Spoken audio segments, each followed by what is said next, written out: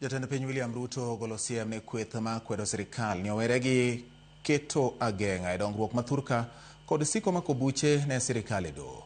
Ruto ma oloso e kinde limbe mare kanisa mar ACK St. Martins mantie Kitui owacho ni jopiny ema ni kod oteku mar biro luto ombulu ne jotelo mani kod paro maliw mar timo dongruok. Owacho mano ka okwedo josiasa maketo sirikal mare tesre ma owacho ni nyayo siasa mag akwede e kinde ma en owuon to keto maino mage timo dongruok ka ranyisi en chenro mar chwalo dongruok ma okale agulu mar National Infrastructure Fund kod mano midendo ni Sovereign Wealth Fund. Bende omedo puoyo winjruok mantie kind UDA kod ODM ma owacho ni en mano makonyo e rieyo piny Kenya.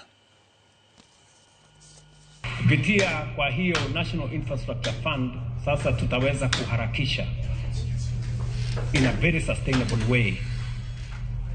Kwa hiyo formula tayari tumekusanya pesa bilioni 350 kwa National Infrastructure Fund. Sasa tunaweza kupanga miradi ile inaitwa commercially viable projects ya karibu trilioni 3 katika taifa letu la Kenya. There is no reason why we should leave a government tuingie mambo ya opposition